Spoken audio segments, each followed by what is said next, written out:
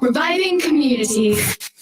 The views expressed on this program do not necessarily represent those of Revive FM or its management. Hello, you're listening to Revive FM, and welcome to Scott and Hutch. I am Scott, and he is Hutch. And we are Scott and Hutch. Anyway, thank you very, very much for joining us on Revive FM today. We've got a lot to talk about. There's so many things which have happened in the news. I'm back in the studio. I'm sorry about last week, everyone. Nice having you back, mate. Honestly, I got to apologise to Tom. I wasn't here last week.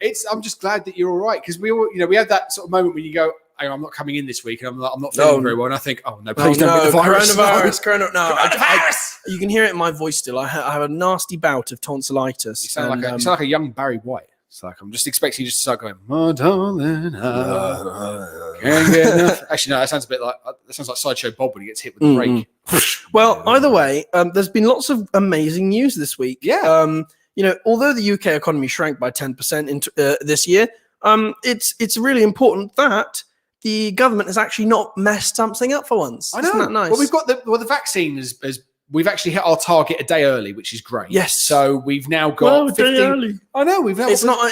But I wouldn't say that's a momentous achievement. That's not something for them to. It's a small victory. But do you know what? It's not the government that's done this. It's the NHS. And I think it's because the government was just like, we're going to let you guys handle it. Yeah. That it did just go wrong. Just crack on with it, and we'll sort it. I mean, it's nice. It's a nice little victory. I know that we've had the results today saying it's what are we at now? I think we've had another 700. I'll just get up on my phone. It came up as I was driving into the studio. So 799 deaths in the last 24 hours. So I know we've been hovering around that sort of 1,000 mark for the last few days. In the last few days, it's been for the last few weeks. But for the last few days, it's been around about 230, 280. But obviously, over the weekend, it takes a bit of time to come through. But that's still quite good that we've had that amount of that drop. And we've now got 15.5 million and 10,000 cases. Bearing in mind, a couple of weeks ago at the start of the year, we were at, what was it, about 40,000, 50,000? Oh, 60,000 at one point, mate. So, it was dire. Yeah, so it's, I think the fact that probably I know that these figures now should be the time for when lockdown was just starting. So hopefully that, along with the schools being closed, it's starting to paint a picture that this could be it. I mean, coronavirus cases in Scotland are apparently of the right amount of incidents, and with the vaccine priority groups vaccinated, they're opening Scottish schools again. Yes, from next week, I think I saw with Nicola Sturgeon. It's staggered, isn't it? So it'll be different. I suppose different year groups or different key stages will be reattending. It's also, did you hear the story about, there's the whole the whole quarantine hotel thing. Have you heard about this? Yeah, I've heard of, it's a really expensive, like £1,750. For 10 days. Yeah. So, crazy. It's like, what is that? Hang on, let's work it out. Well, it'd be £175 a night, basically, in a 4-star hotel, which is, if you're coming into Heathrow, is the Radisson. Radisson Edwardian. Radisson's quite nice. It's not bad, but let's be honest with you. I mean, we stayed there once after we missed our EasyJet flight. I mean, it looked nice inside. I mean, but it's just the fact that, all right, you get your 3 square meals and you have to be tested, and then it's also the chance to get there. Do you know what the problem is? You could end up paying. Some people show low or no symptoms for 3 months. Yeah, and they can be absolutely fine, but they'll still test positive for coronavirus. Well, and the other thing as well, because it was like 2 days to go, and Heathrow put out a press statement say, we're not ready for this. We don't know what's happening. And they still don't know what's happening. And they actually had, when they were coming through, people were coming from different areas. So chances are, if you've survived from whatever, let's say you come from South America or the UAE or Africa or anything like that, and you potentially dodged the coronavirus, well, your chances have just gone up. But there was actually, this going back to my point, there was Scotland are doing it slightly different. So Scotland are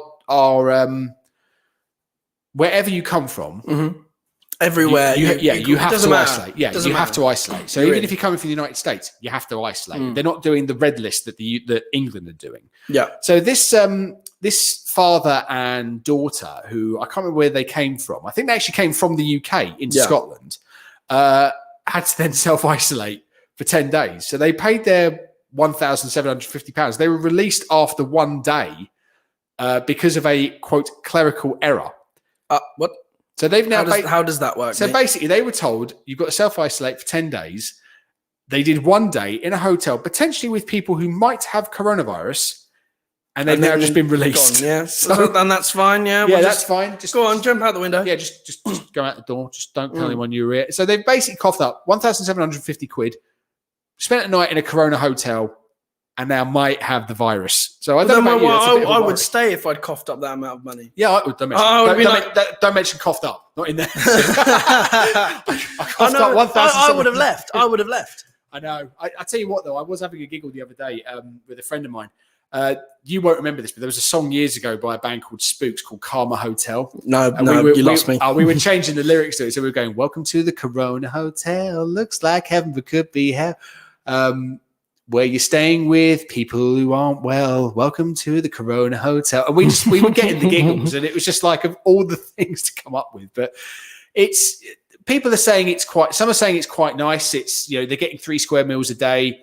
You are allowed to go outside into the grounds with supervision because they have guards on the door to stop you from legging it. I mean, it's kind of one stage away from Colditz, really. So it's, unfortunately, you're not having to sort of get a hang glider off the roof or dig a tunnel or anything like that.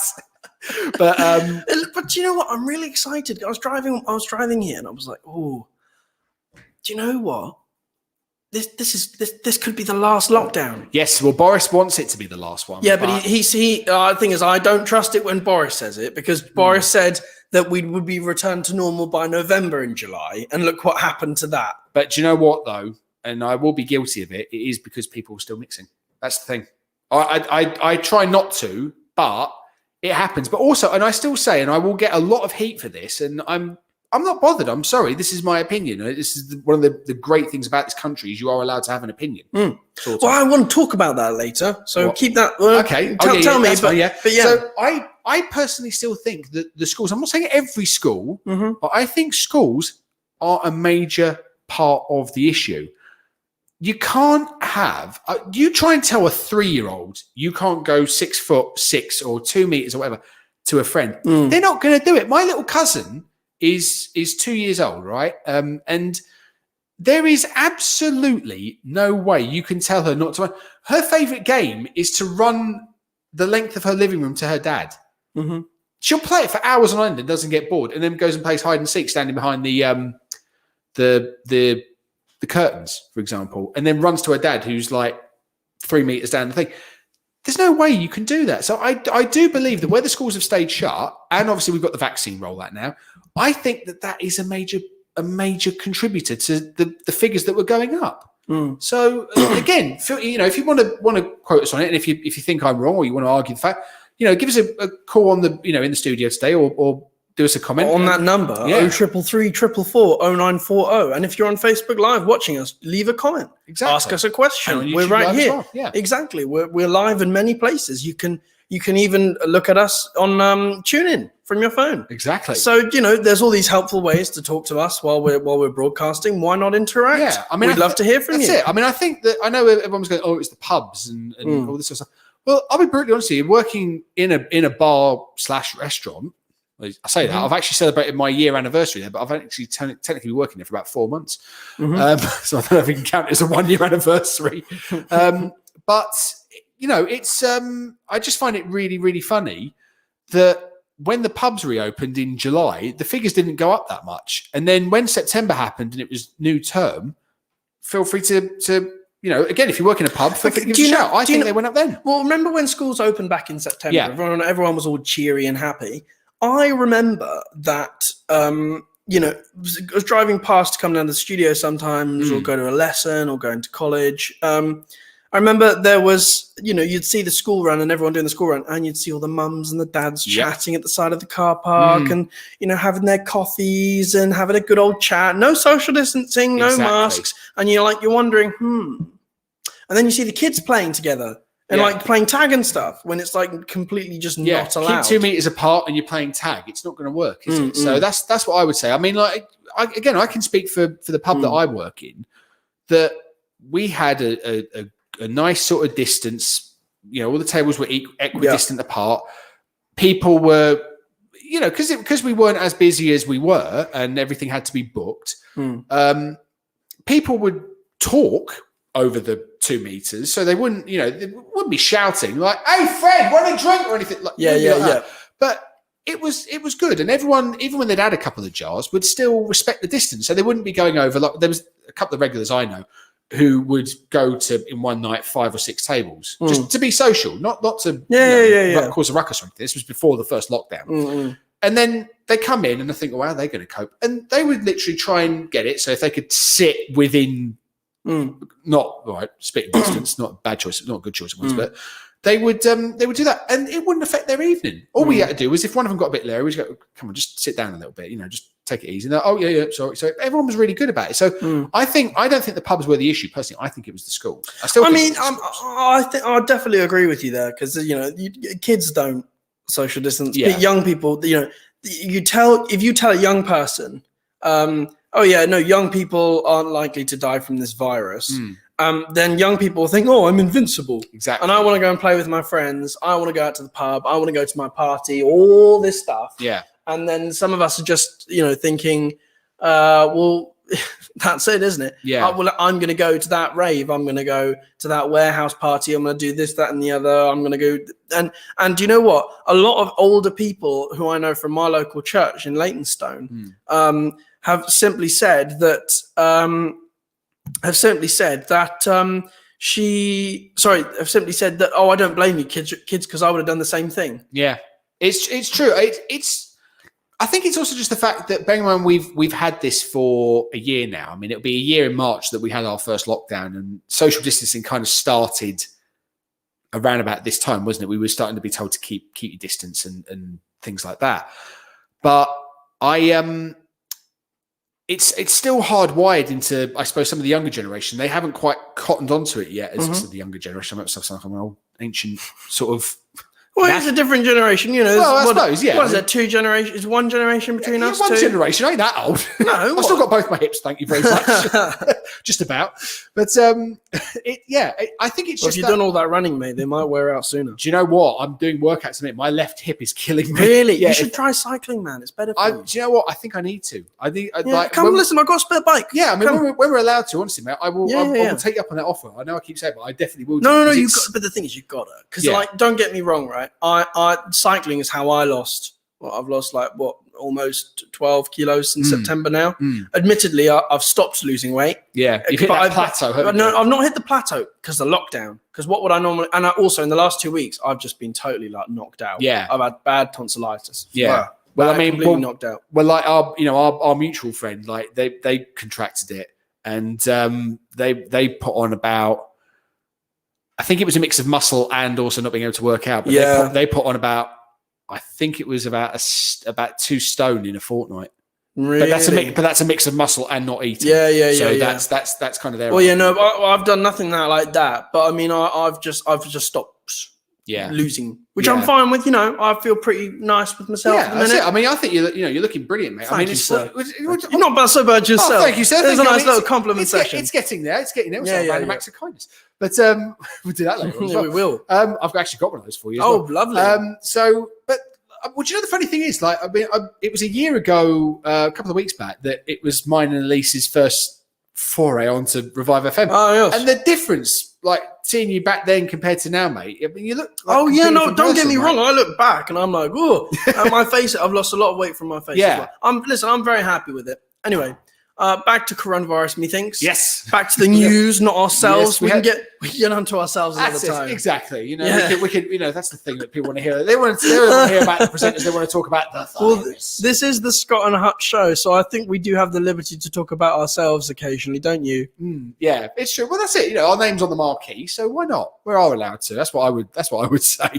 But yeah, like I say, that's what I think, and it will be interesting because I think Scotland will actually be a really good litmus test to see where they're bringing schools back in from next week. Give it 3 weeks. Let's see if the figures start going back up, and then you'll know. Yeah, I mean, the thing is, we know that schools are a vector for transmission. They know that, and I just wonder if Scotland's being a little bit premature. Well, I think this is also going into the whole referendum argument of, look at us, we can do it on our own. Look how good we're doing because we're getting back to normality faster than the UK.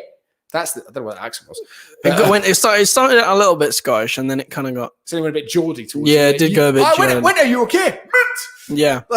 no, but you do realise that like she's owned. The thing is, the support for Scottish independence is higher because she's on the TV every night. That's true. Yeah. Oh, she's doing the this is what has annoyed me throughout this entire pandemic is that Nicola Sturgeon. So Boris Johnson comes on the TV and announces a British law, a UK-wide law to deal with coronavirus and support measures.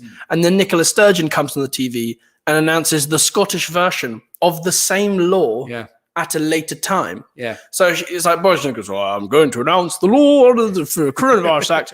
And then Sturgeon comes and says, I'm going to announce the coronavirus. Oh, that's, the coronavirus. The Coronavirus Act, it's not going well. Let's just ignore. I was going to say the version was Let's just stop. We're offending all of Scotland. I'm Nicola Sturgeon. I am. Where are you from? I'm from Scotland. Let's just stop. See, this is it. This is what happens. But this is lockdown just affecting us now. Now, I want to quickly talk about something because we're going to end our coronavirus talk.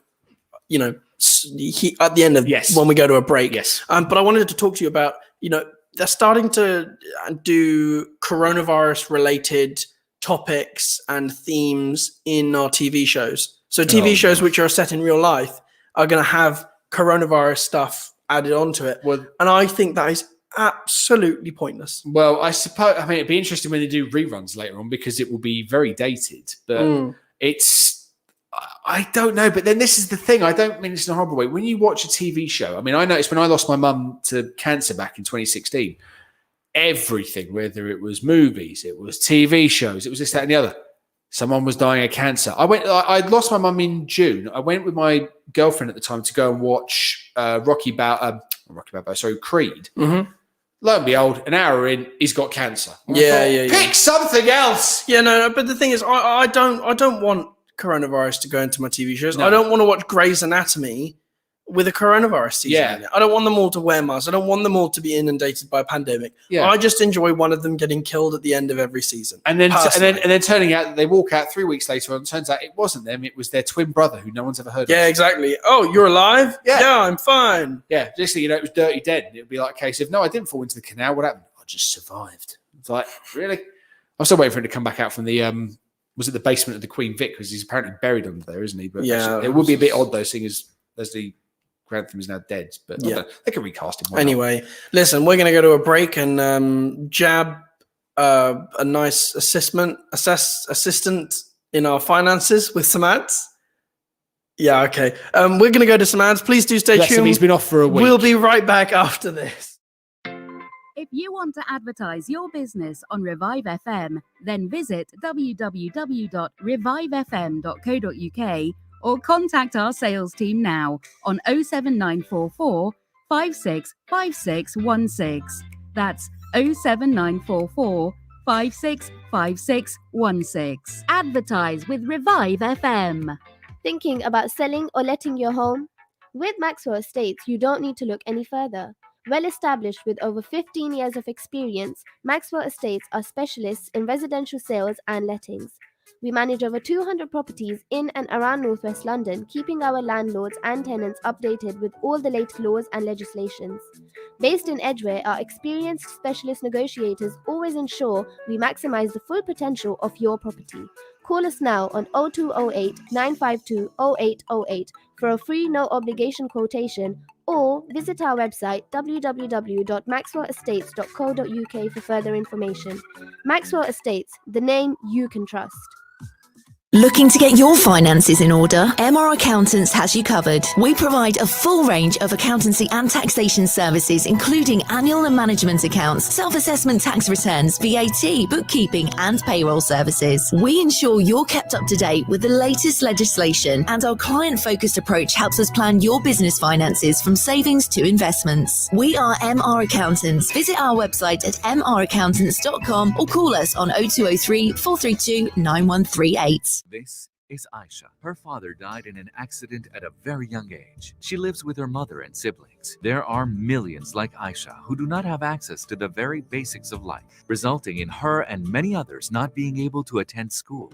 Through Minhaj Welfare Foundation, your charity is dedicated towards supporting the full needs of orphans and needy children around the world. Donate today. Call us now, 0300 30 30 777, or visit us on minhajwelfare.org. Nikah, talaq, counseling on matrimonial disputes, Islamic wills, Islamic law of inheritance, or an Islamic verdict on any other issue. The Muslim Sharia Council is at your service. We provide official certification, and our experienced and highly qualified imams are available to provide you with guidance when needed. MQI London is based at 292 to 296 Romford Road, Forest Gate. We are open from Monday to Friday, 2 to 4 p.m. or alternatively, call us now on 0208 257 1786. Could you look your family in the eyes and tell them you're going out to exercise, not just meeting friends? That you only ever leave home when you really need to? Do you always keep a safe distance and wash your hands the moment you get back? Around 1 in 3 people who have COVID-19 have no symptoms and are spreading it without knowing. Sticking to the rules stops the spread. Stay home. Protect the NHS. Save lives. Here at Duncan Lewis Solicitors, we specialise in immigration and family law. We have a proven track record of successful applicants who we've helped secure permanent residency for. From spouse visas to seeking asylum, our expert advisors will assist you throughout the whole application process. We offer a free no obligation consultation, so call us now on 0208 432 3350. That's 0208 432 3350, or visit us at 298 Romford Road, London, E79HD. Revive FM 94.0. On the radio. on your mobile. And online. Hello, you're listening to Revive FM, and welcome. I'm Scott, and he's Hutch. and this is Scott and Hutch, and now we have our new favourite segment. Well, it's my favourite segment personally because I get to play my own jingle, but it's Random Acts of Kindness. If you're feeling down, time to stop that frown. I really should revamp this. Time to put on your shoes. It needs more cowbell. It does. It does need more cowbell. Kind of bad because it's random acts of kindness.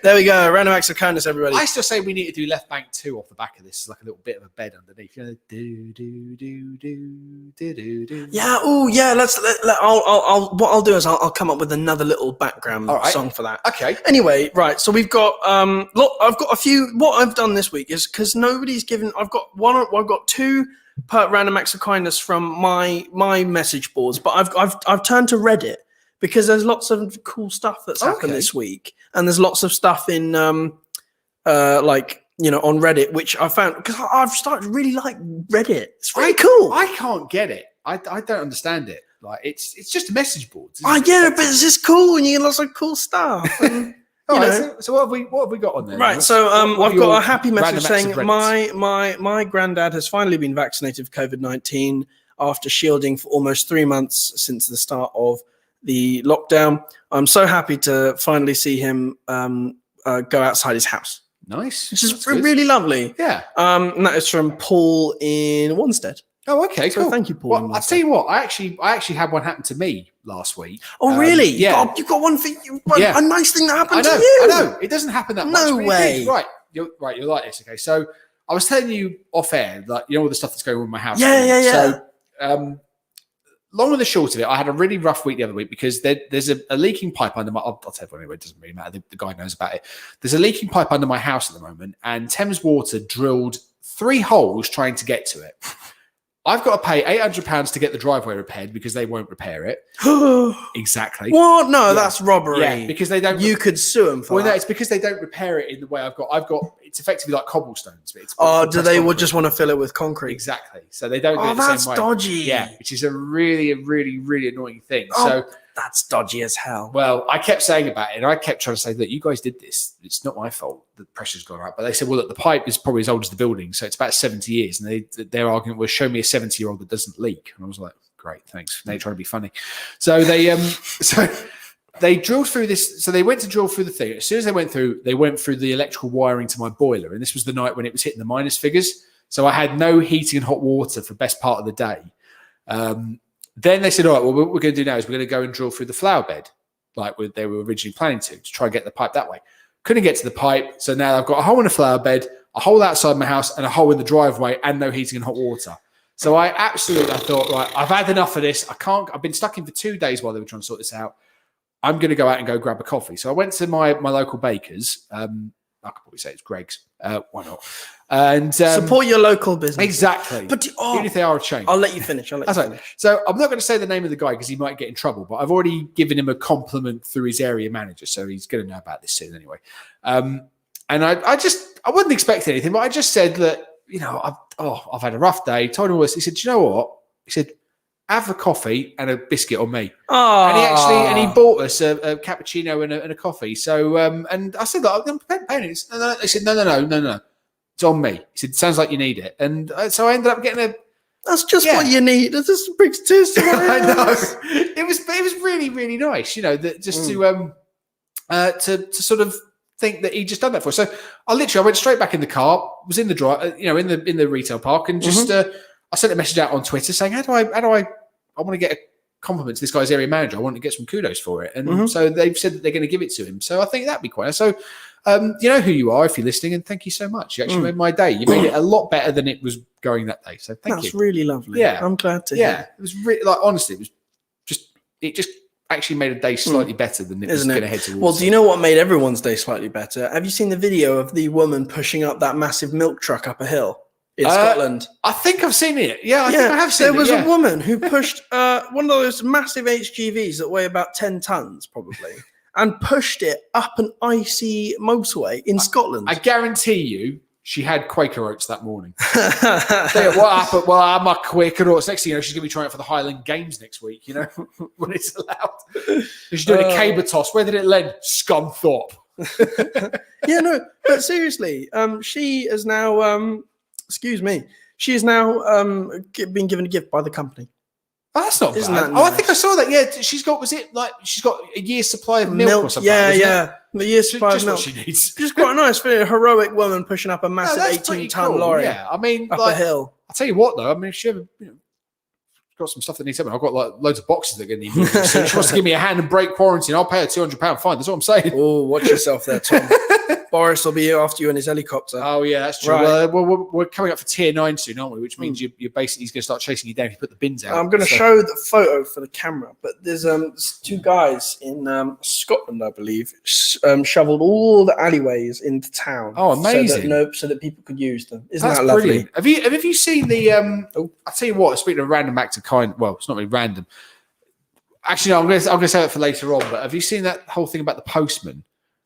Did you hear about that? What's that thing about the postman? I probably shouldn't say this. It's probably not the right feature to do it, but probably in a random act of kindness, he has been suspended. So an OAP had fallen down in the snow. OAP? Yeah, old age pensioner. Oh, right. Please tell me you know what OAP is. No. Just old age pensioner. So she was 72. And she's pleading with this postman, can you please help me up? I can't get up. His argument was, no, I can't. I'm absolutely knackered. What? And he dropped her post off and walked off. And she was falling over? She'd fallen over. And he won't apologise for it. And he's been suspended. Good. No, that's ridiculous. You don't do it because you should say, listen, I'm really at risk. I can't afford to give you or get coronavirus. That might cut it. No. I know what you mean. I'm not by all means. I'm not siding with the postman. I'm not siding with the postman. But that would possibly be like a tiny little leeway there. But other than that, I'd help the lady up. Yeah, I mean, like lazy. That's terrible. That's yeah, so I mean, but to actually but this was his argument, right? So if you watch the video, she goes, "Help me, please! I can't get." He goes, "I can't, love. I'm knackered." Didn't even look at her. Absolutely knackered, and just walked off. She's still on the ground in tears, and you think, like, what an absolute. But a random act of kindness. He's been suspended, so great. Hopefully, he doesn't get his job back, and when he's an OAP and he's fallen, he can't get up. Hopefully, he sits out and freezes. Or is that just me? No, too far, Tony? I wouldn't go that far. But, well, But what are you going to do? I mean, that's still disgusting, though. That's vile. That's someone. It is vile. Like, I mean, and he was about 40 odd, so not exactly like, infirm or anything like that. He could have done it, but to go, oh, I'm absolutely knackered. How hard is it just to sort of go? Do you know what? If I get it, I get it. But here you go, love. Up you go, in. Like, how hard's that? It's ridiculous. Oh, I've got another random act of go on, kindness. go for it. Is so one of my only cello students who I've been teaching since September came by my house today and very nicely dropped off a Christmas present which he didn't get to give me back in Christmas time. I was very grateful and thanks so much. Oh, lovely! Isn't that nice? That's good. Yeah, I mean, there are positives to this lockdown. There's still nice little bits of positivity trickling exactly. through. I think that I love going through these. It's like a little bit of heartwarming stuff, isn't it? Yeah. Like there was a bloke in there's a bloke in Florida, or Bacuda Cove in Boca Chica, where you'll find a lot of stranded freezing sea turtles, and one bloke brought his big truck, and he put all of the sea turtles in the truck and kept them in a warehouse warm with the help of a conservationist. Wow. And then they've released them now that's warmed up. Oh, brilliant. So saved a bunch of sea turtles. Sea turtles. Please tell me one of them was Jack Sparrow, because we all know what he does. He gets sea turtles. Do you know, I've never seen Pirates of the Caribbean. Do you know what? Watch the first one. It is the best. Mhm. Okay. Is it all downhill? 2's not bad. 3's okay. 4 and 5 don't even bother, because it's actually, I'm not going to spoil it for you, but I'm not really spoiling it, but they don't follow on from the first 3, shall we say? Right. But definitely watch the first one if you can. It's like they're about 2 hours long, but honestly, the visual effects are amazing. I mean, you know the rough story of it, don't you? No. Oh, okay. It's just like a bunch of pirates. Johnny Depp runs around a bit weird, and basically, I won't spoil it. There's a big twist in it, kind of halfway through, but the visual effects are incredible. Like we're talking sort of like the Mummy levels. I'm talking about the good Mummy, not the one with Tom Cruise. I'm talking the one with Brendan. Please tell me you've seen the Mummy. 1999, Brendan Fraser. No. I'm sorry. That is your homework for this week. I don't have homework. I have other homework to do. You do now. I've got an economics essay to write. All right. Well, I'm only on 1,000 words. I've got to do another 1,000. All right. Well, when that's done, all right, your actual homework this week is to watch the Mummy and to watch Pirates of the Caribbean. And I want to report on next week's show. All right, fine. You will I not shall be find the disappointed. time, sir. You will not be disappointed. I've got another random act of kindness for you. There's a lot of, so you know how recently we've had the whole GameStop stuff and yes. the craziness, and everyone's been going rah, rah, rah, rah. Right. Well, interestingly, I was wondering about this, and basically, GameStop winners from Reddit and all the traders from Reddit, what they've been doing is some of them have made so much money. They've been taking their gains and donating that money to charity. Oh, amazing! Yeah. See, now that's the sort of traders that you want, like to actually get something like that. Because some people have made over $100,000. Scary, isn't it? Oh, I'm sorry, but it's the amount of money is just crazy. But then you hear of these horror stories, like security guards. There's a story of I remember this. There's a story of a security guard. I'm just finding it. Yeah, here we go. Story of a security guard got a loan of £80,000, put it all in on GameStop at $300, and lost it. Yeah, and that's like I'm sorry that you know what? I don't have any sympathy for him because you should never trade with money you don't have. It's a 101 rule. This isn't financial advice, but that's just common sense. Yeah, it's live within your means, isn't it? Exactly, and he chose to live outside of his means. Personally. Yeah, it's true. I mean, very rapidly. I mean, I can speak from experience. I mean, I've had to sort of do a 10 grand loan at the moment just because obviously I can't survive on furlough pay alone, and I've got a house that needs repairs. So I've got a house that needs to be maintained. I've also got expenses I need to pay, such as legal fees and moving costs and all that sort of stuff. And they were saying to me, the best thing that made me laugh was when I went to the bank and they said, because your credit score is so good, being a homeowner, I've never been in debt. I mean, if I've been overdrawn, I've been overdrawn by like £5 and I stick it straight back in from, another account or just go pay it in the bank or whatever. And the best thing was she said, so you've passed for £10,000. Are you sure you only want 10 grand? I was like, yeah, because I don't want to pay back any more than I can afford. It's £179 a month at 3%. I'm quite happy with that. Thank you very much. She said, well, because 10 grand doesn't go really far. I was like, you're trying to encourage me to take more money here. Like, well, of course they are. They get more interest. I was like, no, thanks. I'm sticking with that. I mean, I could have gone to like 15 or 20 grand and still get the 3%. But I just thought, because I know what my plan is. As soon as I sell my house, that loan's getting paid off. I mean, I think I've paid about I think I've only paid about £500 off so far, but I've got £9,500 to go because actually, I tell you, I've paid the interest off. So it was a £10,000 loan and £770 interest. I've paid off the interest. Now I'm paying off the actual loan itself. So I've got £9,500 left. I'm going to pay all that off come April time. I'm not going to wait. I could do it in 5 years, but I want it cleared. I want it done. Yeah, no, that's smart paying back. Yeah. And guess what? Interest rate's going to go negative. Oh. Well, hold on. They could and are likely to go negative, which means the bank, if you get out a loan, the bank could end up giving you money. Ah. But it wouldn't give you money. It would just take money off the amount that you pay back. Yeah. Ah. That'd be nice, wouldn't it? I wonder if it's worth holding on. No, because is it a variable mortgage or is it fixed rate? I think it's fixed at 3%. Yeah, fixed. No point then, man. If it's variable, fun yeah, times. I think it was APR. So yeah, it's I suppose it's fixed at 3%. But I just think also I don't have to worry about it. And then if God forbid something happens and I'm still on furlough or whatever, it's 179 quid that I don't have to keep spending every month, which is fine. My bike's going to be paid off, I think, this year as well. If it's not already paid already. I'll have a nice little chunk of income coming in from my let house. So I'm hoping that and bit of pension, bit of investment, bit of a lifetime ISA. I'm hoping that I can be kind of set for life. Yeah, hopefully. That'll be nice, man. I can't wait. That's a random act of kindness right there from your bank. And my mum. Yeah. Thank you, mum. Thank you very much. Bless that. Anyway, that would bring us to the end of our random acts of kindness segment. Unless you've got anything else for us, Tom. I think I'm all good. I think I'm all good too. Yeah. I think it's been a lovely week for random acts of kindness, and I'm sorry I wasn't here last week, but thank you to my immune system for keeping me well. That's not a random act of kindness. Let's play ourselves out, shall we? And then we're going to go to some ads. Do stay tuned. We'll be right back after this. If you're feeling down, time to stop that frown. If you're feeling blue, time to put on your shoes. Come on, everybody, stand up and hit the high notes. Or kind of bad. It's random acts of kindness. There we go. Right, we'll be right back after these. Do stay tuned. Could you look an intensive care nurse in the eyes and tell them you're staying at home? If you really need to go out, do you wash your hands the moment you get back? If you have to let someone in, like an emergency plumber, do you always open your windows to let in fresh air? Anyone can catch COVID-19. Anyone can pass it on.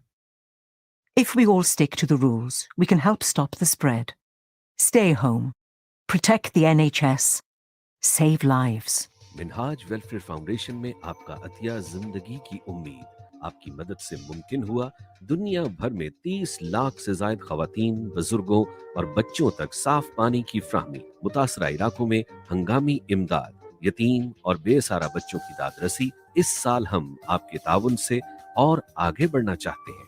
अपनी ज़कात, सदकात और खैरात के जरिए इन मंसूबों का हिस्सा बनिए। अभी कॉल कीजिए 0300 3030 777 या हमारी वेबसाइट विजिट करें www.minhajwelfare.org.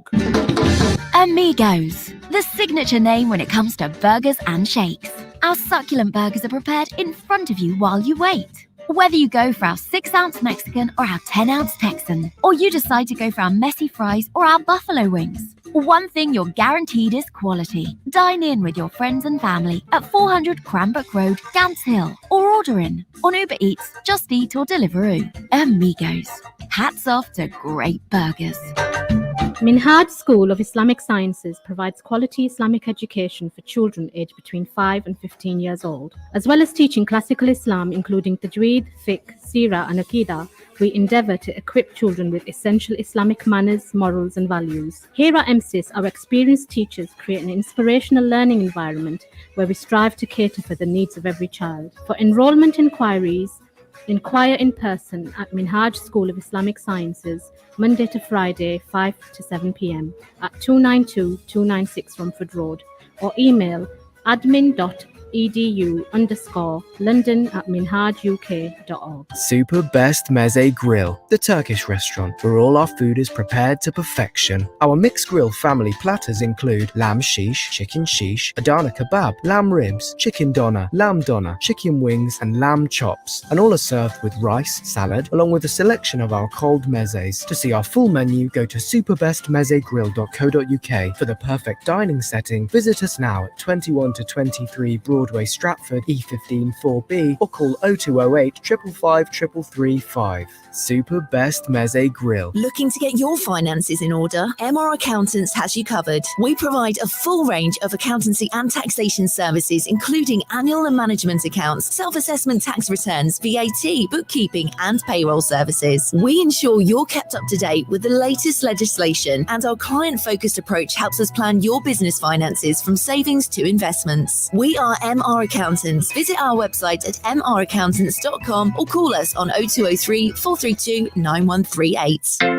If you want to advertise your business on Revive FM, then visit www.revivefm.co.uk or contact our sales team now on 07944 565616. That's 07944 565616. Advertise with Revive FM. Revive FM. 94.0. On the radio. On your mobile. And online. Hello. You're listening to Revive FM. I'm Scott and he's Hutch. And this is Scott and Hutch. Welcome back. You're listening to Revive FM 94.0. Remember, we're a call-in studio, so please do call in on 0333 444 0940. That's 0333 444 0940. Tom, I want to talk to you about something. You can do. I mean, on a talk radio show, I mean, it's breaking the norm, but yeah, why I know. Normally, we only just like do clicks and eyes whispers and, and weird blinking and Morse code. We do that Monty Python thing of nudge, nudge, wink, wink. Say no more. Say no more. Or we do. And now for something completely different. How do you know Monty Python, but you don't know the mummy? Because my mum said watch this, and I thought it was really funny, so I ended up watching all of it. Admittedly, the last season was very boring. The only problem was though, I've only watched a few Monty Python things. They build and build and build, but they don't have. Sometimes it goes so surreal that they don't have a punchline. Yeah, there's nothing to actually sort of like. That's the end of it. Like the parrot sketch. He goes to 3 different. Yeah, it just segues shops. into the next thing. Yeah, and it just doesn't have a finishing point. But it doesn't matter because it's funny anyway. Yeah, and that's it. I suppose that's the thing. Anyway, aside from Monty Python, I wanted to talk to you about. Gavin Williamson mentioned, and now for something completely different. Yeah, you're damn right. Gavin William mentioned recently that he wanted to have a free speech law that would mean that universities cannot, silence students, right? And this brings up quite a big issue, right? Because I was thinking, why is Gavin Williamson talking about that issue when there's hundreds of kids who are out of pocket on their university fees, who are living or paying for accommodation that they're not living in? Yeah. You don't, in the real world of renting, you don't pay for something you're not living in. Yeah. You say, I'm ending my tenancy unless you're locked into that contract, right? And I think it's just disgusting that the government has said, right, students are not allowed to go back to university, and universities, accommodation and halls have said you can't come back, but you still have to pay. Yeah. Which I find really stupid. But then I suppose this kind of goes back to that whole argument of when you look at business insurance, they don't actually have anything in there about like a global pandemic. That's when this. Well, did you hear about that? No. Well, I was reading about that. I think I know the one you're like. The FCA, the Financial Conduct Authority, recently ruled that insurance companies who gave insurance clauses of notifiable diseases. That's it. Yeah. Recently had to pay out. Yeah. And they're appealing it, obviously. Yeah, because obviously it's going to bankrupt them, isn't it? It's not everyone. Give them a big financial hit. Big kick in the teeth. Yeah. But you pay your insurance every month so that if something like this happens, you're covered. Yeah. I mean, that's the issue I've actually got the minute with, with my driveway. I actually tried to claim that on my house insurance, but they've said because it's not accidental damage with that pipe bursting, it is. Yeah, but also because it's not inside the property. I said, but it's on my land. I said, it's actually under my driveway. They said, well, because it's not accidental damage, we can't pay out. I said, yeah, but I haven't actually asked for it to be to rupture on purpose. They said, oh, it's just natural wear and tear. And I said, yeah, but that doesn't count. I said, it's still a leak. It's a burst pipe. And so they've said they won't cover it and anything. But that's the thing I always find so funny about whatever insurance you take, whether it's car, bike, house, business, anything like that. I mean, I've taken business insurance, but everything, you've got to read the fine print so meticulously and almost have like a legalese degree Yeah, I mean- to make sure they can't wriggle out of these things, contracts like that are just, there's the fine print, the clause, whatever it is. Yeah. And I've been reading up on the test case about it because it affects my dad. He's had problems with that. Yes, I remember you saying it. And it was because it has to be on the premises. Yeah. So he would have had to have proved it's on the premises. So what he did is he got antibody tests for all his employees at work, right? And what happened then was he said, right, listen, you will need to prove that you've had it at the premises. So my dad antibody tested a lot of his employees. It came back positive for a lot of them. But I mean, it was ridiculous for the insurance company to say, oh, you'll need to swab the place to prove that the virus was at the premises. Yeah. It's impossible. You need a forensic analysis. Exactly, yeah. I mean, so a judge threw that out the window. It's a ridiculous defense. Yeah. How are you supposed to just get a couple of droplets, which, what do they say on surfaces now? Is it like 3 days, they say? Well, if you gathered all the coronavirus particles in the world, they'd fit in a jam jar. Yeah. Somebody worked it out. Really? Yeah. Wow, just that small amount? Yeah. All of the COVID in the whole world was gathered up into sort of like a place. A container, yeah. Yeah. Wow. The size of a jam jar. That's scary. Isn't it? That's when you think of when they say like sort of chemical warfare and stuff, and it's like small files about that big, and you just don't think, how is something like that going to wipe out humanity? And then when you say something like that, and it's like, geez, that actually does happen, doesn't it? But it's scary, isn't it? Literally, a cough has taken out the world effectively. So, well, it's these things happen, and I know. I suppose we just gotta. Well, they've actually said by this. Well, what's the new thing now? By the end of November is the new thing that we are hopefully going to be through this, and it will be something we can live with, and it will be a yearly booster like we get for the flu. Yeah, because that's what this is, and I say it every week. I said it on last week's show. The coronavirus is a jumped-up flu with ideas above its station. That's literally what it is. It's got ambitions. Exactly. Anyway. Back to Gavin Williamson. Yes. So Free speech. Obviously he's spoken about free speech. I think it's an important topic to talk about. But I mean, I think it's crazy the way universities aren't paying back. I know they have to have income coming through. Yeah. But there's some people, especially musicians, have paid for time with orchestras and people doing masters, and there's all these things, and it's all just suddenly going.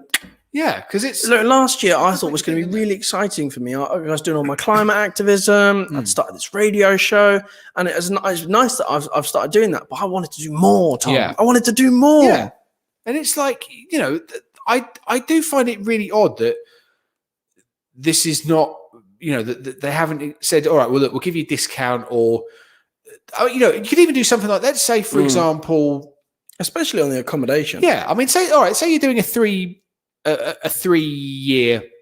course, so that means you have to have accommodation for 3 years. All right, pro rata it for going forward, and then that way you can get, if it's 2 months off, I don't know, so you get £200, just pulling a figure out my head.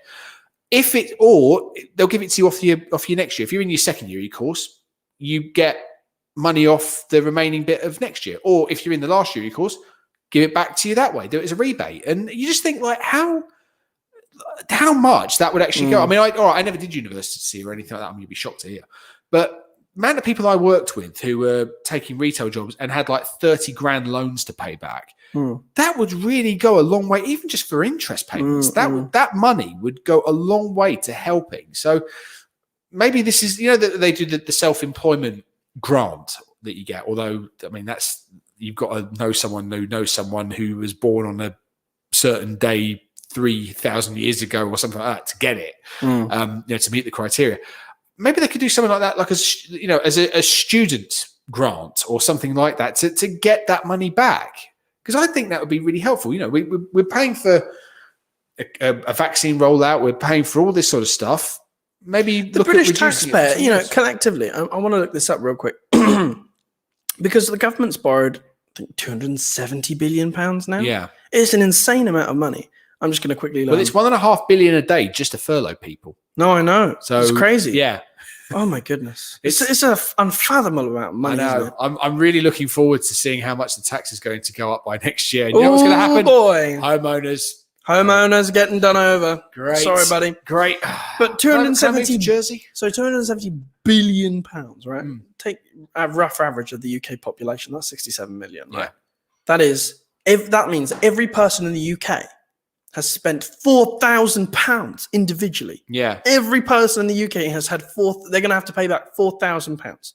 So on top of what they're currently paying. On top of what we're currently paying back as a government debt. So it's just insane amounts of money. And it's also, how long are we going to be paying this off for? That's the thing, because they've said they're not going to we're not going to be doing austerity. No. Although they are saying that they are expecting the government, the economy to bounce back as soon as things can open again, which, to be honest, I think will, because let's be honest, everybody is going to want to go out and I'm up for the pub, mate. Yeah, go on the lash, go to concerts. I mean, put it this way, I have got, hopefully, a motorbike race to go to in August. Yes. Hopefully.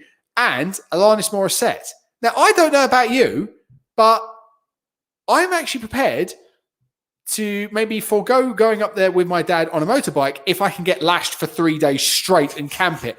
I don't care about going to sleep or whatever on a field, because I will be so liquored, I will not care. I don't care if there are like motorbikes revving their exhaust right next to me. What we need to do is there needs to be a day where we can declare Britain coronavirus free. Yes. And on that day is a national holiday. Yes. Every year, Corona free day. Yes. But they were talking. And we all about go out doing and that. drink Corona. Maybe not Corona.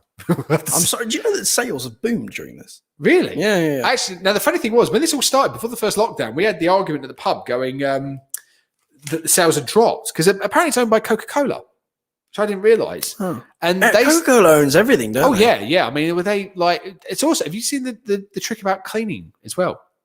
Yeah. Use Coca-Cola to use clean your Coca-Cola, toilet. It brings yeah. the pan up. Apparently, It's really weird. So, I mean, I suppose it's just because it's mostly sugar, isn't it? I forgot to mention this. I'm sorry. I had you saw the whole Jackie Weaver thing, right? Oh yes, I was actually going to bring that up. Yeah, but you've got no authority here, Jackie Weaver. You've got no authority here, Jackie Weaver. Read it. No authority at all. Read the bylaws. Read it. Read them and understand them. That's it. Read them and understand. Whoa, loud Chill, man. mate, Chill. chill. You chill. You're getting a little bit too ever. Okay, right. I'm sorry. We're Sorry, really she's got no authority. Right. I want to ask you a couple of Yes, questions because it's this whole. So now that we've talked about the fact that Gavin Williamson is irrelevant in his free speech thing, and it shouldn't be talked about because we should be talking about how the government is really not doing enough for university students. Exactly. Now I would like to talk about the free speech thing, which I think is slightly relevant because you see in the US, they don't have hate speech laws. No. You can really say, I mean, you can really say some vile stuff. Yeah. Really disgusting Especially if your name slurs. is Donald J. Trump. Yeah, you can tweet, you can incite insurrections into your Capitol buildings. And under the Constitution of free speech, you can say that no one's going to care. What I think is important, right? I was having an argument with a bloke the other day. And you know, we're totally different generations. He's a really nice bloke. I think he's got good art. He's provided for his family and all this stuff. And we were talking to him about prison and rehabilitation. I was like, well, I think we should rehabilitate the prisoners like they do in Norway and get the reincarceration rate down so that we don't have that. And he was like, no, you can't rehabilitate prisoners. There are different, people who are in the prison system, they're an underclass. And I was like, well, not all of them. I think it's a bit blanket. He's like, yeah, fair enough. But I was thinking case by case basis. I was thinking, some people are rehabilitable. Yeah. You can rehabilitate them. Somebody who's done a burglary and armed robbery, they can be a contributing member of society again. And they have been, because if you notice, they'll always get on like security experts. They go, oh, I'm an ex-convict, I'm an ex-burglar or an ex-thief or something. And they go, yeah, so basically this lock here is just for show. It's not going to work. I could quite easily shimmy up that drain pipe. I could get in through that window. I could have it unlocked from the outside. Your 10-gram manse door does absolutely nothing. It's going to give me 15 seconds to break through. That's actually quite good. That's when you can, like, that is someone who's been rehabilitated, seeing the error of their ways. When you get certain people, if it's either a genetic or a mental issue, it's a bit harder. Sometimes there might not be anything that can be done. So I think that's why I would say, like to your friend, for example, I would say you'd have to look at it as a case-by-case basis. Sometimes it could even be just something along the lines of just extenuating circumstances. Someone might have just, like the Joker once said in the Batman comic, all it takes is one bad day to drive even the most sane person crazy. Exactly. But I tell you what, though, speaking of free speech, and this is where I think it does need to be curtailed a little bit in America. Have you seen, there's a in Los Angeles, and I've got to watch how I say this because this could go one way. Do you know what? Hold the Yeah. thought. Yeah. Let's lead it into the next hour. We want to talk a bit more about free speech and where the line lies, because I think it's quite an interesting topic. Yeah. Me and Tom will be right back after this, with Tom in the hot seat and me on the guest seat. We'll be right back after these, and we're going to hot seat our way into some ads. Did you know that girls like Noura walk an average of 3 miles every day in search of clean water to support their families? Minhaj Welfare Foundation believes you can end the water crisis by building small and large-scale water projects. Your charity is helping improve the lives of communities living in the poorest regions of the world. However, more needs to be done. Support Water for All. Donate today. Call us now, 0300 3030 777, or visit us on minhajwelfare.org. Rosia Plumbing, the boiler specialists. We do new boiler installations, full house central heating systems, underfloor heating, boiler repairs, boiler servicing, and gas safety certification for landlords. With some of the best prices in town, there's no job too big or too small for our qualified engineers. For a free, no obligation quote, contact us now on 07956 282 948. Rosia Plumbing, the boiler specialists. People of Asian and Black ethnic origin are at an increased risk of COVID-19. Queen Mary University London has launched a research study called Covidence UK to find out why this is. If you are Black or Asian, we need your help to complete our studies. All you need to do is complete an online survey. Please help us to understand the coronavirus disease so we can develop tools to prevent it. Sign up at qmul.ac.uk/Covidence. Sign up and save lives. The new variant of COVID-19 is spreading fast. Around 1 in 3 people with COVID-19 don't have any symptoms but can still pass it on, putting people at risk of serious disease and renewing pressure on our NHS. Vaccines give clear hope for the future, but the rising infection rate requires action now. Once more, we must all stay home. If it's essential to go out, remember, wash your hands, cover your face, and make space. Stay home. Protect the NHS. Save lives. Minhaj School of Islamic Sciences provides quality Islamic education for children aged between 5 and 15 years old. As well as teaching classical Islam, including Tajweed, Fiqh, Seerah, and Aqidah, we endeavour to equip children with essential Islamic manners, morals, and values. Here at MSIS, our experienced teachers create an inspirational learning environment where we strive to cater for the needs of every child. For enrolment inquiries, inquire in person at Minhaj School of Islamic Sciences, Monday to Friday, 5 to 7 p.m. at 292-296 Romford Road, or email admin.edu_London@minhajuk.org. Revive FM 94.0. On the radio. on your mobile. And online.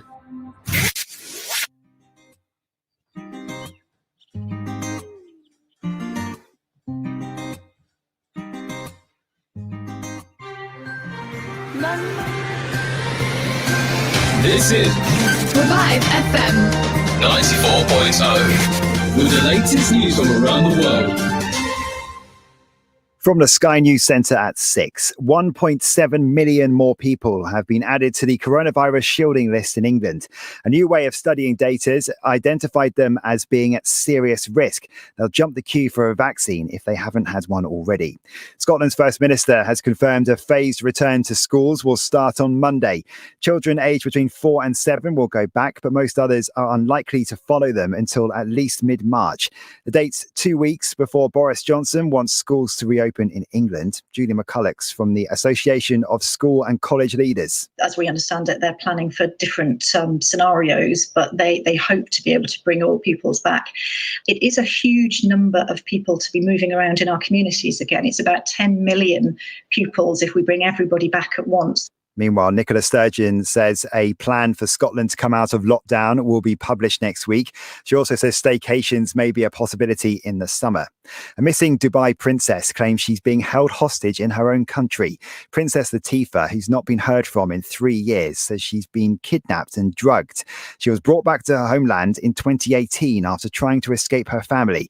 Princess Latifah's secretly passed on video messages to Sky News. I'm being punished, and I don't know what can happen to me and how long this will last, and if they decide to release me, like how my life will be. But I'm not safe at all. Her father, Sheikh Mohammed bin Rashid Al Maktoum, has previously denied all allegations. Boris Johnson has condemned the latest charges against Myanmar's ousted leader as fabricated and a violation of human rights. Aung San Suu Kyi has been detained since the military took control of the Southeast Asian country earlier this month. And Dancing on Ice Hamish Gaiman has been forced to leave the show after suffering a finger injury while putting on a sock. That's the latest. I'm Richard Newman. This is Revive FM 94.0. Reviving communities. The views expressed on this program do not necessarily represent those of Revive FM or its management. Hello there, you're listening to Revive FM. It's the second hour of Scott and Hutch. My name is Tom Hutchinson, and joining me, looking very smart, very dapper, and, well, let's be honest, very switched on, is my amazing co-host, Henry Scott, despite being tired and needing a coffee. Exactly.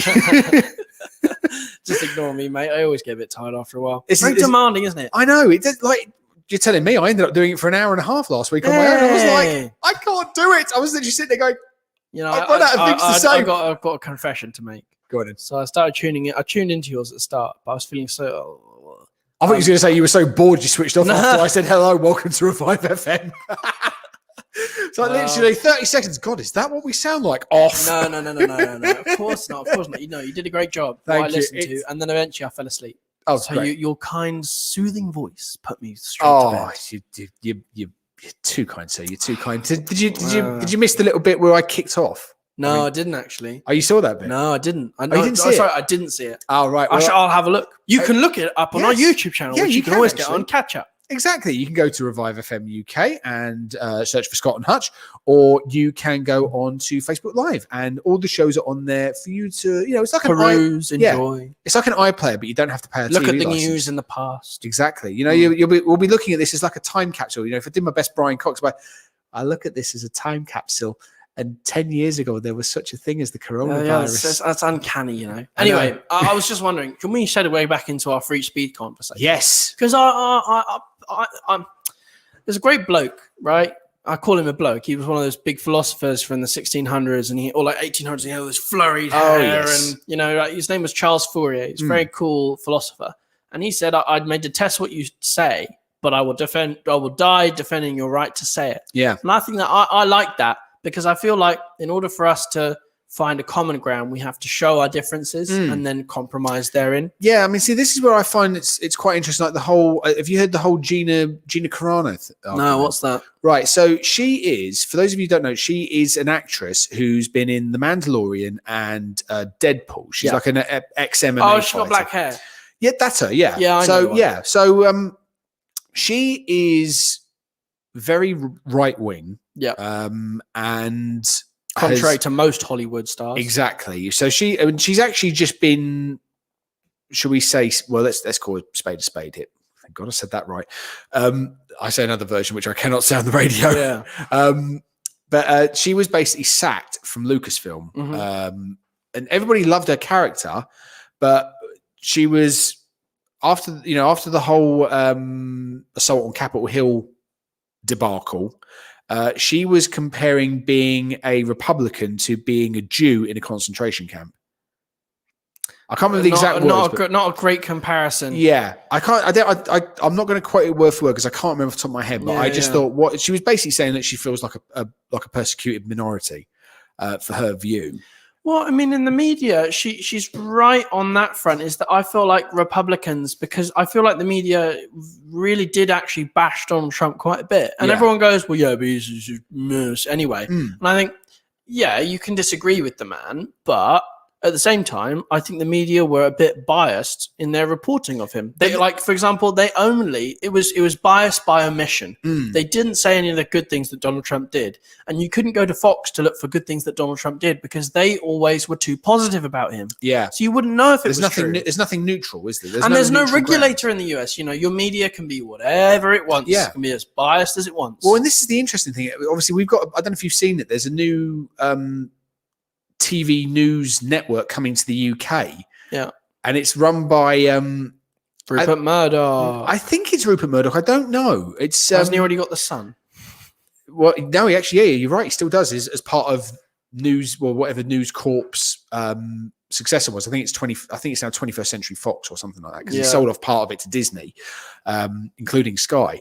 But it's actually done by who's the Scottish guy who is on, or used to be on the BBC, did Sunday Politics. Andrew Neil. Andrew Neil, that's it. He's going to be on it as well. He's the chairman of it. So, but they're already saying it's going to be very right wing, which is quite interesting. But yeah, I mean, this is the problem, that I don't think there is one typical or one news outlet that is actually unbiased or is neutral. I think that's always the way. Whether you look at, if it's Al Jazeera, BBC News, Sky News, everyone's got, even someone like the BBC who has to be impartial, they still lean a certain way, don't they? So it's very like Laura Koonsberg, but she is quite conservative. Yeah, I hear, even though she says she's impartial, there's certain things she said on the TV which have been very right wing leaning. Like, so she'd say, will Boris Johnson get the majority he so deserves?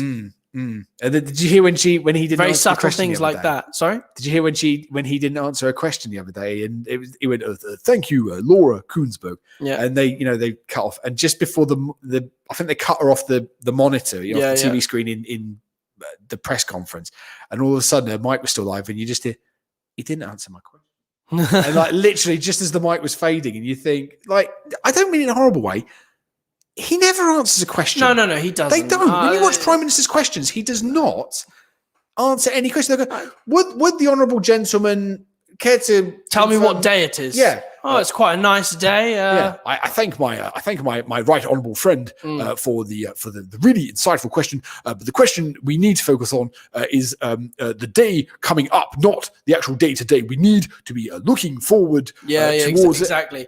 You know, and he's just I know what you're sits talking back about. down But I mean, every time. do you know what I feel like is that, this is the kind of problem that we have, because it's very much trial by public opinion for Boris. Yeah. And I think there's some public opinion which, although I completely disagree with, this is where I have an issue, Tom, because I don't like hate speech. I hate hate speech.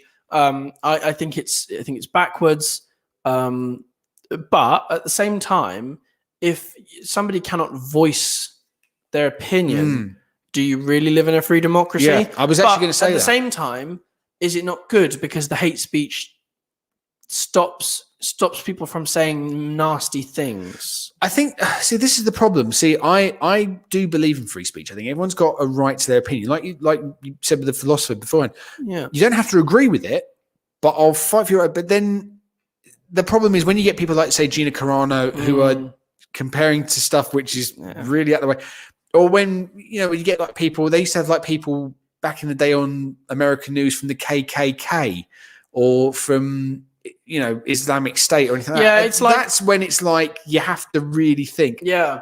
Are you allowed to get away with it this way? Oh no, I used to be a member of this UK Student Climate Network. And I left. I'm not going to go into that. But I remember at one time I wanted to do some video stuff, because I was head of video and media stuff. Yeah, like we were working on productions, and I was working all this stuff on the pipeline. And I'd faced a lot of I would say bias towards me. Just from one or two people, because some people just have a vendetta against you. So. I was suggesting all these ideas, like, let's do a podcast, let's work on our media outreach. We're not doing enough. An Instagram post isn't enough. People want content. They want to see discussions. They want to hear conversations. And I know a lot of these people are very, very intelligent, very eloquent. They would have been brilliant on a podcast. They would have been brilliant on camera. A lot of them were brilliant on camera when I produced media stuff. Small adverts is what we started out with. And then we wanted to start working on more content. And the issue I had is that people didn't. They said, "Oh no, we're not platforming their views." And I'm thinking, because I said, let's get a climate denier and somebody else in the room to talk about climate change. That would be brilliant. Let's get their view. It'd be a really interesting conversation. Why do you think that global warming isn't real? Why do you hate protests? And they said, no, we're not platforming them. I'm like, but why not? Yeah. Because people don't want to see an agreement echo chamber festival. They want to see a rough, tough discussion where two people fight and have an argument. Nobody wants, I agree with you, man. That's great. Yeah. The media brings up those rough discussions on ITV and Politics Live and BBC, and they get people having a real fight or question time because they think it's going to get ratings. It is going to get ratings. I love watching a good argument. It's human nature to watch a good argument. Well, that's why they get Katie Hopkins on. Exactly. Or not anymore now. Thank God. Yeah, I know, because frankly, she was getting a bit boring. But I mean. But do you know what I mean? It's interesting to see that, and it does broaden your perspective because you don't end up in this sort of narrow channel of like, oh yeah, I only believe this and I'm unwilling to listen, because the study found I can find it in a bit. A psychological study found that people with extreme views tend to be less open-minded. Yeah, now this is what I would quite like. I would actually be interested to if they had. I don't know. Let's say, just picking a topic off the top of my head here. Let's say there is a TV show, right? There is on channel, channel X, got something else. Channel 1, all right? Yeah. And we're going to have a debate on gay marriage, for example. Yeah, right? Let's be honest, that's always going to be a topic. No, well, not in this country, in the US. Certainly. Well, yeah, all right. Okay, then let's say that, right? So you got someone who is for it. You got someone who is strictly against it. Yeah. Right? Absolutely would die to make sure it doesn't happen. Yeah, yeah. I wouldn't have the whole argument of, all right, you've got 30 seconds to say why it shouldn't happen. I would actually want to, if I was the mediator, if I was... I'd want them to talk it out. Talk it out and just to go, why is it you feel like this? Like, what is it that's got to you? Have you had something happen to you by someone who is, I don't know, homosexual? Have you had this? Has something happened? Is it family? What is the reason? Is it religion? Exactly. Why is it that you are so against it that you are prepared to die effectively to make sure it doesn't happen? That's the sort of debate I would actually love to watch. Yeah, no worries. But I'm completely on side with you with that. I don't want it to just be a factual information video. I'm more likely to get to the root of the matter. Yeah, I'm more likely to watch a video where two people with differentiating views talk it out. Yeah, like with me and you, we sometimes disagree on stuff, but it makes for good content, and it's a good public debate. It's like how we had those guys. Healthy. Yeah, exactly. It's like how when we get some guests on. Remember we had those guys for the. Green parking charge. Yes, yeah. We had those guys on. We had a good chat with them, and we were the ones that were saying, yeah, but surely blah blah blah blah. And then they obviously responded and gave us a couple of answers.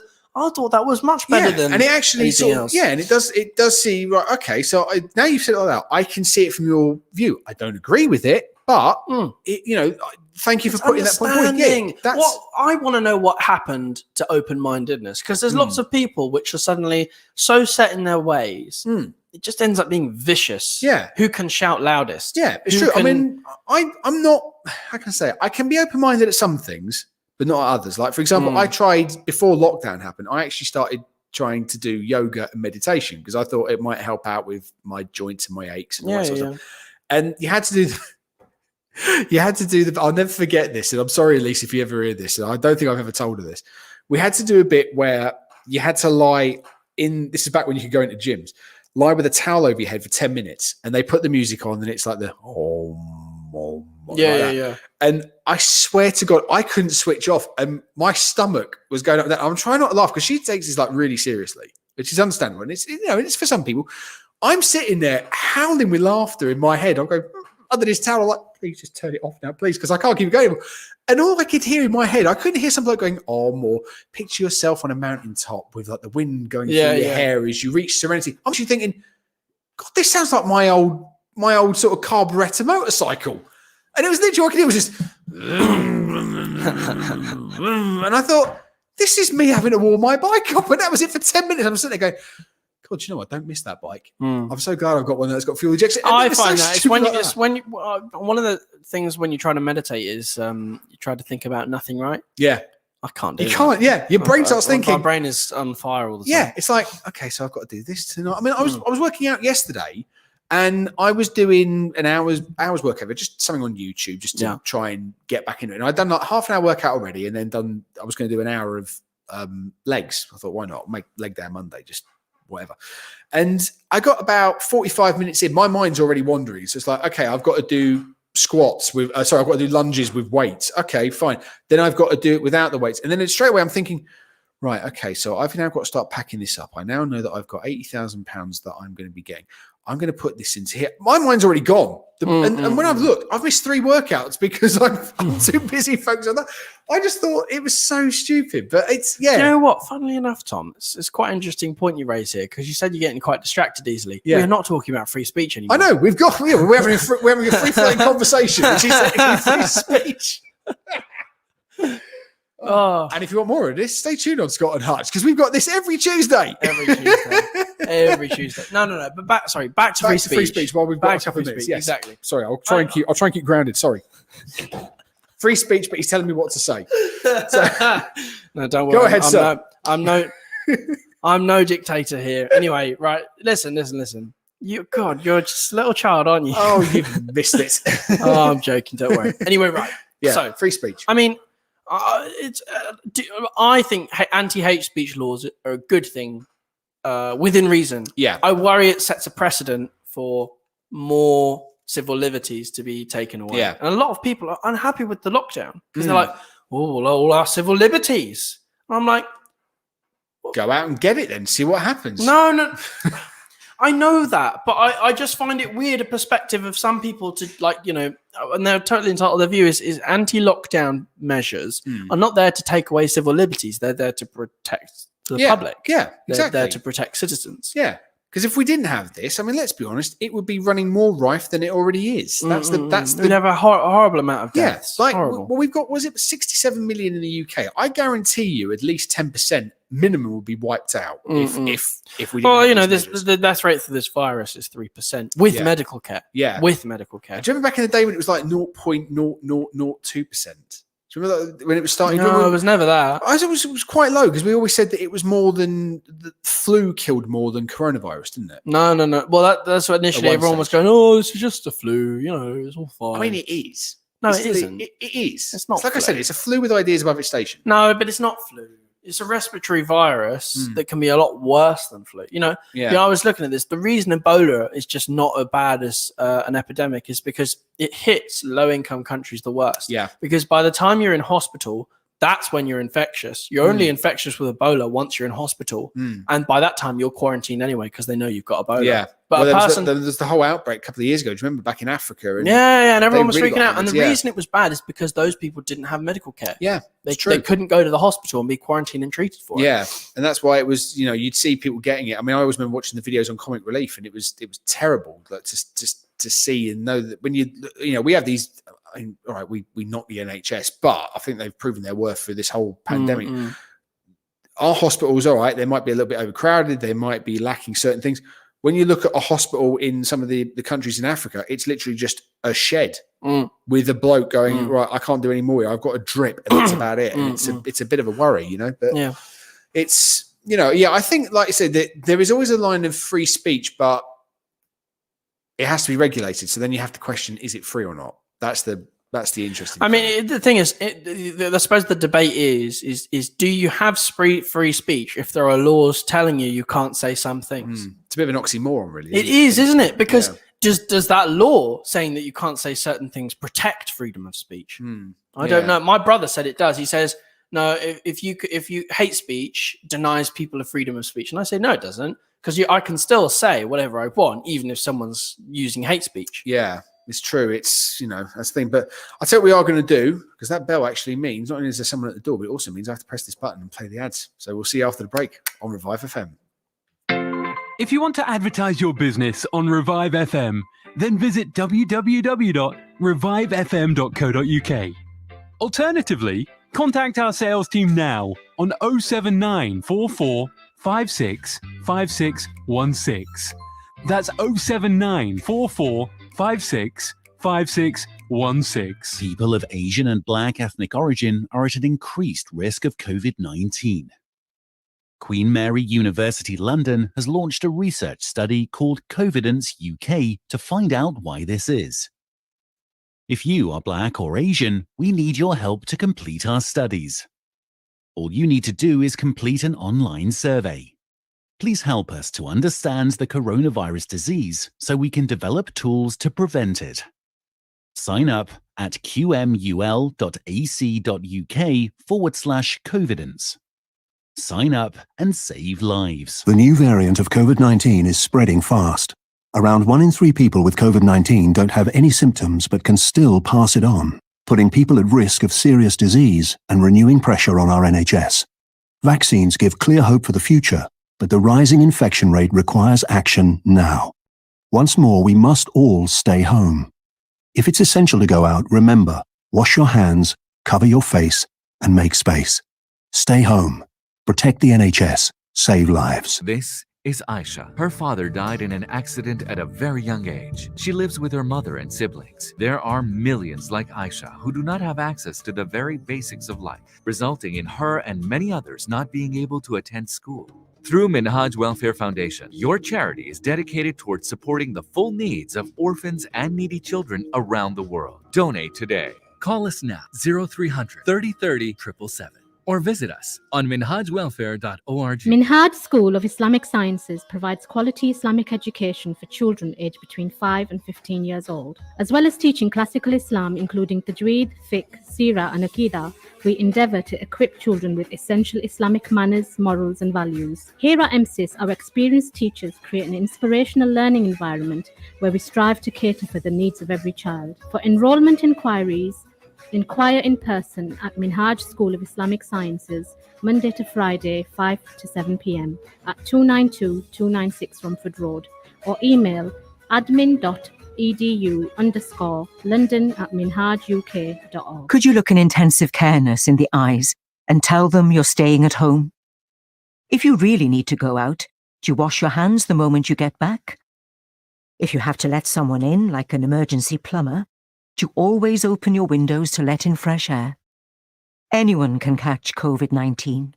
Anyone can pass it on. If we all stick to the rules, we can help stop the spread. Stay home. Protect the NHS. Save lives.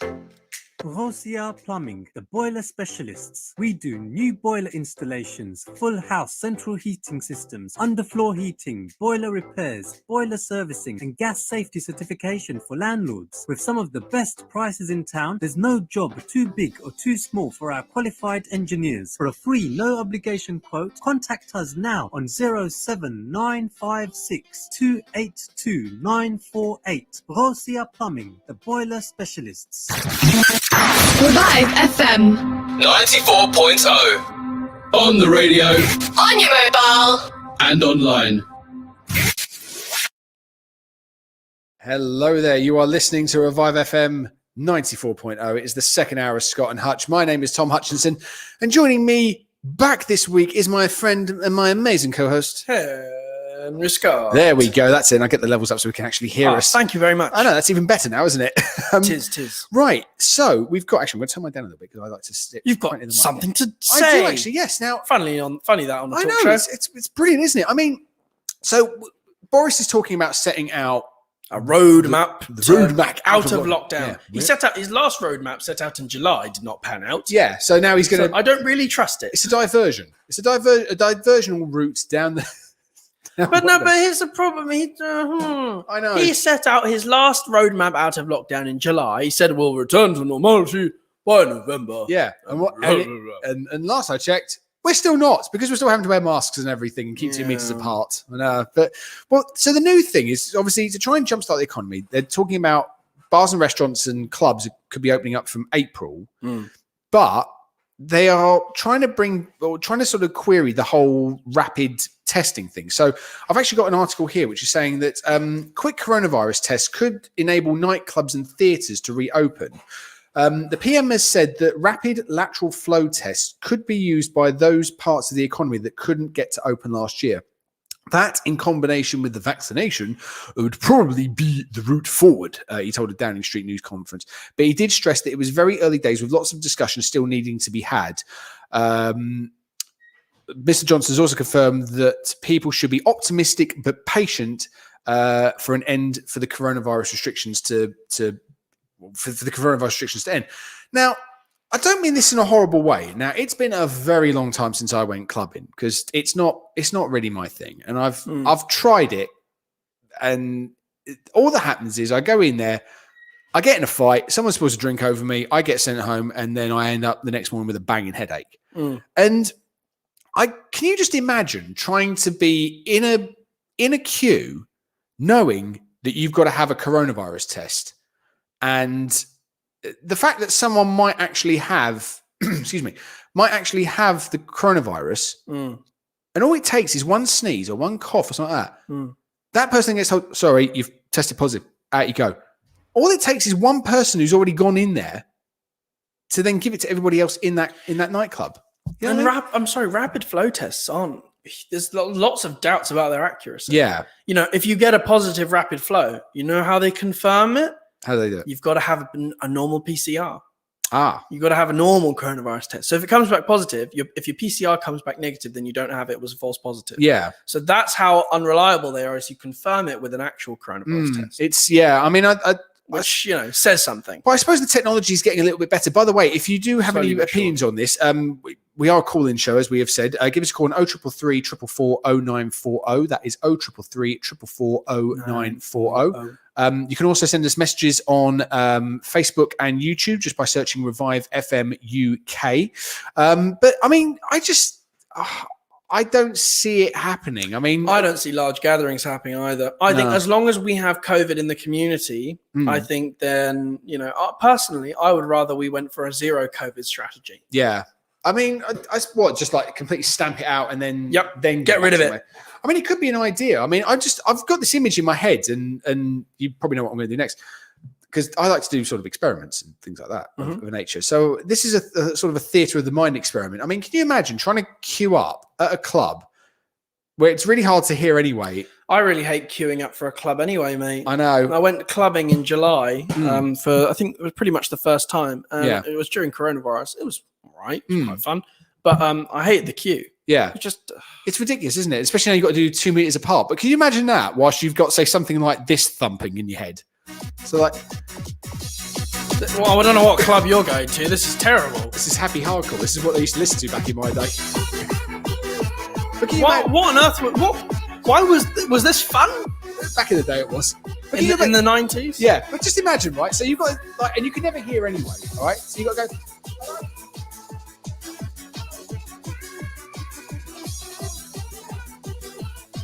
A COVID test? A COVID test? Are you sure? All right. Are you positive? Oh, you have to leave then, mate. If you're positive, you'll have to leave. What? Just wouldn't work, would it? No, it wouldn't work. And I'm sorry, but that is horrific music. Why was that cool in the 90s? It was a different generation. You know what I love is I'll tell you what, DJ Sammy though was a decent on Reddit. You have all these like what is it? Eastern European DJs who come on. It's like you're in a club. One of my mates was in a club in Croatia, and he said he was having a great time. And then the Eastern European DJ came out and says, "Dance your heart out like it's 1995." and my mate Max was like, "Yeah, I think I will." Which is probably when that song actually came out, because it doesn't make any sense. He's like, "Yeah, I might do that. Well, That'd be fun." Well, it's like Prince when you do it's party like it's 1999. Well, unfortunately, we can't anymore because it's 2021. It's now way closer to 2030 than it is to 2000. Oh, don't please. Well, you know, I was working out earlier on today, right? So I've got I've told you what I'm going to do. I'm going to look at doing a lifetime ISA. So I've got the option of financial. This is not financial. It's not advice. financial news, but this is something I'm going to do. So don't follow me. You sure you want to give this out on the radio, brother? Well, I just, I believe in our being open and honest. This is what I want to be. Just don't give. Sorry, Tom. Would you mind telling me your bank details? Exactly. Yeah, I draw the line at that. But so basically, I'm going to go up for it, and look, completely lost my train of thought now. Don't worry about it. What was we saying about? Yeah, I was going to do the LISA, and yeah, I can't remember what we were talking about. It's gone. Anyway, it doesn't matter. So I'll catch up later. I'll be texting you after the show. Going, that's what I was going to say about the LISA. So to make sensible business and life decisions. That's it. Yeah. So personally, I getting back to the joke we were saying about.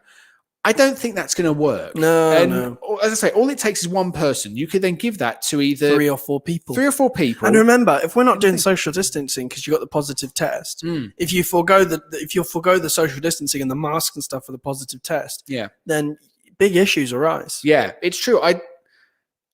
And I just don't see it happening anyway. I mean, I was working in a pub in summertime, and I had to wear a visor, and I nearly passed out from the heat. Well, imagine being in like an underground club. You've got to wear a mask.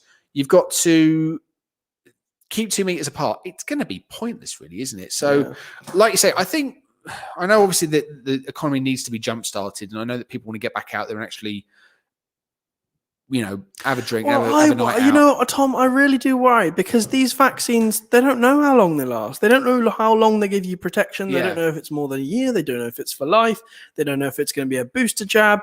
I would personally rather we stamp out coronavirus around the world, just make it non-existent as a disease. Yeah. Which, yes, could be difficult, but I think it's better than going in and out of lockdown and wearing masks for the rest of our lives. It's true. There's a huge cost to this and environmental damage, and I just don't want to keep. I remember I made this analogy a while back. Is trying to get the economy going again until you stamp out coronavirus is like just keeping the starter engine ticking over on a car. It's like going, it's true. Yeah, until you flood it. Yeah. It's true. It just does more damage. I mean, and when I say flood it, I mean flood the economy with money and cause massive inflation with all the government borrowing that you do. I think. Oh, maybe we just need to emigrate to New Zealand. Just do that. Well, lucky for me, mate, I'm already a citizen. So bye-bye. That's it. There you go. Dixie will just be getting a link for the show next week. Where are you? Well, I'm currently in Wellington, and it's also 7:30 in the morning. That's true. Yeah, you could do it as a breakfast show for you. Scott and Hutch, not breakfast show. There would be a horrible delay. Well, drive time breakfast show. Hey, that could be a thing. Drive time breakfast show. Yeah, there you go. See, I've got this worked out. That's what I'm saying. Revive FM bosses, listen up. But it's just it's so odd because, like you say, you're damned if you do and damned if you don't, really, isn't it? So, but hopefully we can try and sort of get this done. Whether it's a case if we stamp it all out, I mean, it would be nice, but I'm just, I'm more concerned just about things like sort of bars and restaurants and stuff. There's only so much you can do. All it takes is just that one person who doesn't know they've got it, because you could be asymptomatic, and next thing you know, that's the whole place shut down. So, I mean, do you know what was actually really funny was I was listening to a podcast. This was a couple of months ago. I was listening to the Chris Moore show, and I'm actually on November now, but I think at the start of lockdown, I was in. At the start of this lockdown, so I was in January. So I've managed to get for like 11 months in effectively 2, because I just listened to them back to back. And they were saying something along the lines of, okay, well, if one person gets it, because they all started socially distancing, and they were talking about doing the show from home. And they were saying that if one person gets it, the whole building of Global Radio where they work, which has probably got about 800 or 900 people in there at its peak capacity, would have to shut. Because all it takes is one person. That's how dangerous it was. But I remember initially, they closed down an entire Canary Wharf skyscraper. Yeah, sent everyone really? home. Yeah. One positive there, because the company was like so worried about its insurance liabilities that they started testing everyone out of pocket. Yeah, I think also back then we didn't quite know just how infectious it was, because I suppose again nothing had really happened at that time, had we? So everyone was very nonchalant about it, very chilled, and then it was like, okay, so this is how quick it traded, because we didn't really know what an R number was back then, did we? We didn't know what the transfer was. I'd watch Contagion. Oh, really? I was already an expert. See, when they get you in on the show, that's what I'm saying. They should have got you in as that. Would have been nice to stand up as the chief scientific officer. You Patrick Vallance, Chris Whitty. You could be. Have you seen the clip as well of Chris? Bolos. That's it. Sorry, Chris. We better get this right. We need to get it right. Yeah, I mean that's near close enough. PM. Exactly. Yeah. Thanks, Phil. No, it's more like close enough. You only let 110,000 people get killed. Yeah, that's it. It's close. Semantics, I suppose. Well, it's not semantics. It's just total utter failure. And then all of a sudden, you have no authority here, Jackie. She's like, I can help. Yeah.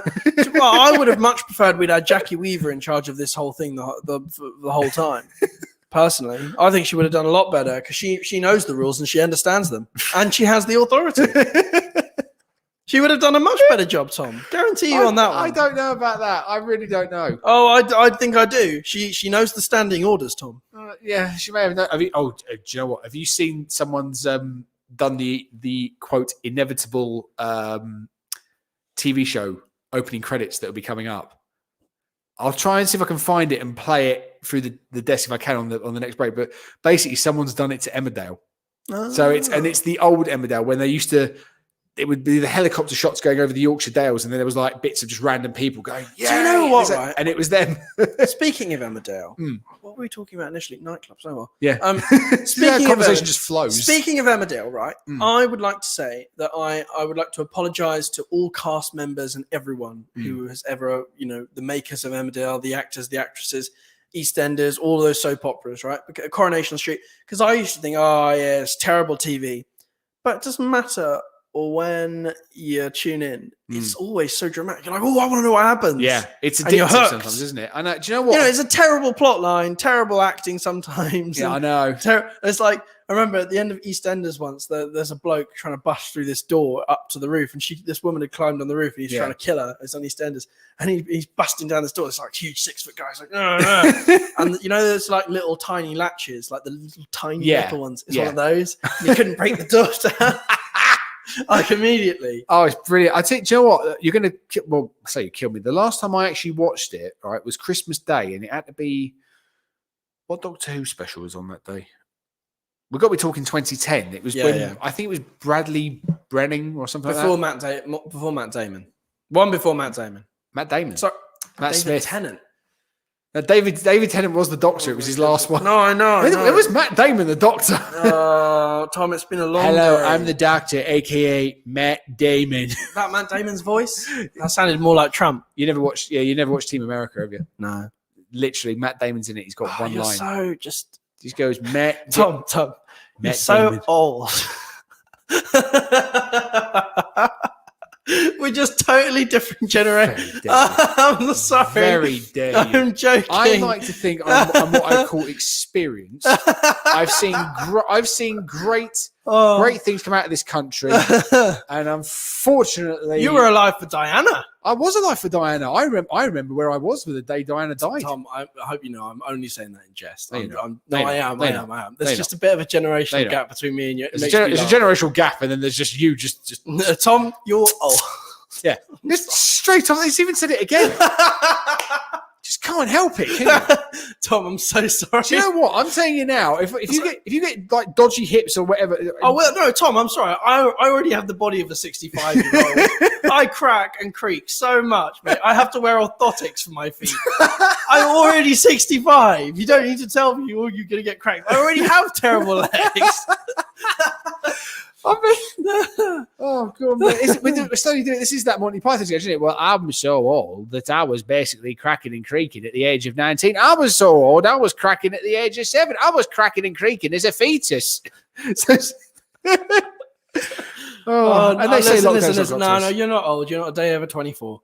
That's nice to know. I mean, damage is done now. But I tell you don't be sad. Damage is done. Damage is done. But I tell you what. Speaking of damage, we're going to do the damage, right? Oh no! By playing the adverts. Damage? Yeah, damage to the pockets of our advertisers because they've got to pay for this. So see you after the break. Saves lives. Your support has provided more than 3 million people with access to clean and safe water. Emergency relief in natural disaster and crisis-affected areas around the world. Supported orphans and needy children with a better future. This year, your help can do more. Donate your zakat, sadaqah, and charitable donations to any of your chosen projects. Call us now, 0300 3030 777, or visit us on minhajwelfare.org. Amigos, the signature name when it comes to burgers and shakes. Our succulent burgers are prepared in front of you while you wait. Whether you go for our 6-ounce Mexican or our 10-ounce Texan, or you decide to go for our messy fries or our buffalo wings, one thing you're guaranteed is quality. Dine in with your friends and family at 400 Cranbrook Road, Gants Hill, or order in on Uber Eats, Just Eat or Deliveroo. Amigos, hats off to great burgers. Super Best Meze Grill, the Turkish restaurant where all our food is prepared to perfection. Our mixed grill family platters include lamb shish, chicken shish, Adana kebab, lamb ribs, chicken doner, chicken wings, and lamb chops. And all are served with rice, salad, along with a selection of our cold mezes. To see our full menu, go to superbestmezegrill.co.uk. For the perfect dining setting, visit us now at 21 to 23 Broadway, Stratford, E15 4B, or call 0208 555 3335. Super Best Meze Grill. If you want to advertise your business on Revive FM, then visit www.revivefm.co.uk or contact our sales team now on 07944 565616. That's 07944 565616. Advertise with Revive FM. Could you look a bus driver in the eyes and tell them your journey is essential? That the thing you think you need to go into the office for couldn't be done from home? Do you always keep a safe distance and wear your face covering over your mouth and nose? The more often you go out, the more likely you are to come into contact with COVID-19. Are you sure you need to travel today? Stay home. Protect the NHS. Save lives. Looking to get your finances in order? MR Accountants has you covered. We provide a full range of accountancy and taxation services, including annual and management accounts, self-assessment tax returns, VAT, bookkeeping, and payroll services. We ensure you're kept up to date with the latest legislation, and our client-focused approach helps us plan your business finances from savings to investments. We are MR Accountants. Visit our website at mraccountants.com or call us on 0203 432 9138. With over 40 years experience in the industry, Plachette Carpets is the place to go for all your carpets, laminates, linos and wood flooring. We have an established network of suppliers, which means we can offer some of the best prices in town. We offer free estimates, free measurements and now even free fitting. Call us now on 0208 472 8568 or visit us at 157 Plachette Road, Upton Park, London, E13 0QZ. Revive FM. 94.0. On the radio. On your mobile. And online. Hello there, everybody. Welcome back to Revive FM. It is the last part of Scott and Hutch. My name is Tom Hutchinson, and joining me in the studio is my friend and my amazing co-host, Henry Scott. Yes, it is. Now, have you heard the news? There's been a lot of news this week. Tom, would you care to pinpoint me closer towards which probably news should you're narrow it talking down a about? bit. Right. So, you know the great British institution that is Countdown? Yes. So, been going for older years. than the royal family. Yes. Older than the parliaments. I know, and gone through more presenters than I've had hot dinners, and Ant and Dec have gone through the National Television Awards. They've got a brand new host. So, I don't know if you know this. So, well, actually, you do know, because shocker, we actually talked about this during the break as we were setting it up. Anne Robinson has been unveiled as the new host of Countdown. So she's taken over from Weakest Link Anne Robinson. Weakest Link Anne Robinson. Yes, she's still going. Corona's not gotten to her yet. She's taken over from Nick Hewer, who stepped down at the end of 2020. He'd been doing it for almost 10 years. He took over from, I think it was Des O'Connor, who took over from Des Lynam, who took over from Richard Whiteley. I thought you were about to say another Des. I was thinking. Well, they did start joking, going, "Hang on, we've had two Deses now. Who's the next one?" And it was like, "What can we have next?" So, but Desmond Skinner, Desmond Tutu. Desmond Tutu would be quite good. Hello, welcome to Countdown. I am Desmond Dennis Skinner, not yeah. Oops, my bad. Never mind. Free speech. Continue. So anyway, basically, he was having to shield because he's 70 odd, and he was like, he's got to drive from London to Manchester to do the show because they film it up at Media City. So not very easy for him to get to.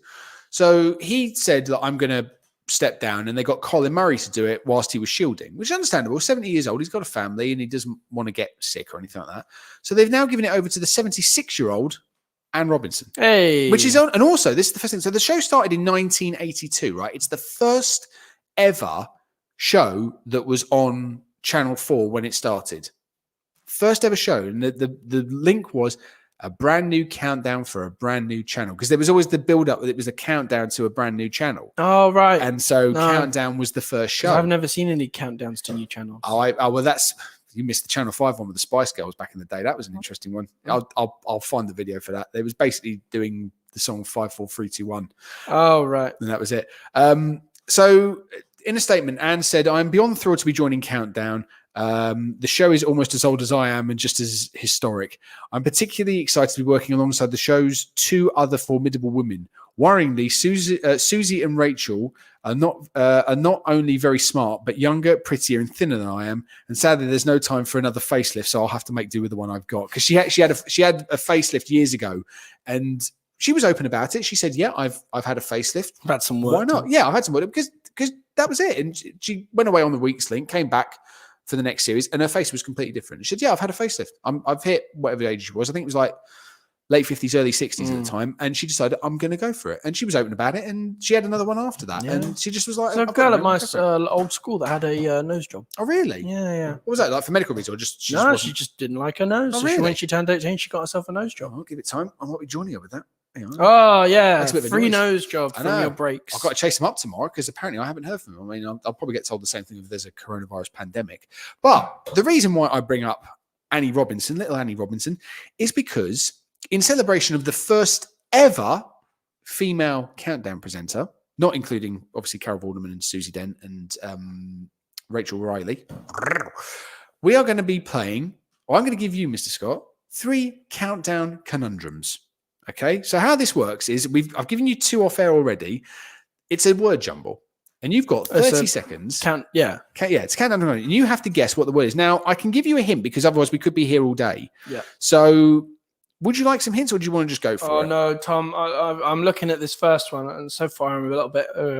So I really would like a little hint. Okay, all right. Well, I'm going to give you 30 seconds. All right. And your first one is the one that starts with D, okay? So for the benefit of the viewers at home and the listeners at home, the letters that I've given him for the first word are D, R, U, D, L, E, A, N, and E, okay?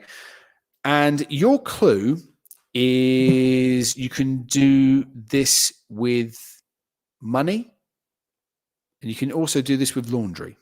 Here we go. I can do this with laundry? Yeah. Oh, no.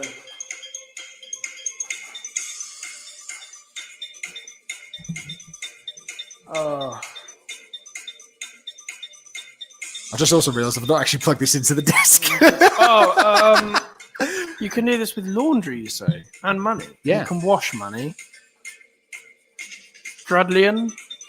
That's the letters. No, Tom, I'll never go on Countdown. I'm not smart enough. Mate, don't do yourself down. You could definitely get on Countdown, right? So, do you want to know? Can I get another clue? All right, I'll give you one more clue. But don't give me more time. I just want to have a look. Okay. So, I tell you what. Seeing as we were talking about EastEnders before that, Doc Cotton used to run one of these. Breaking Bad also featured one, but it did have a meth lab underneath it. Oh, it's not a dry cleaners because there's a. And what do you do as a dry cleaners? Clean. Do you give up? Yeah, totally. All right. So DRUDLEANE, Drundlean, would translate to laundered. Launder money. You can launder your dry cleaning. The problem is my brain just sees Drudlian, and I'm like, Drudlane? Okay. All right, then. Well, I'll give you. So you've got the next one, right? So we'll go on to the next one, okay? It's EBREMSSLE. Okay. You know, my dad, I just got a text from my dad. He was saying it's laundered. There you go. See, you should get your dad on there. Right. So your clue for this one. So that the letters are EBREMSSLE. Yeah. Okay. So I'm trying to think of another way of saying this. So I could say that it's another way of saying you look like your dad. You look like your dad. Yeah. EBREMSSLE. Oh, resemble. Resemble. Yes, it is. Yeah, right. There you go. You got it. You got it. Well done. See, not that hard. See, you're getting there. Not at all. Now, so this is our last one, okay? And then we're going to play a song because there's a song that I really want to play. Of course, man. All right. So, what's our last one? Your last one. Your letters are, I could do this as like countdown, but we'll be here all day. So you have ISP, COS, UIN. UIN. Yeah. Okay. Ooh. Right. Do we get a clue? Your clue will be Stevie Wonder had one of these. Oh.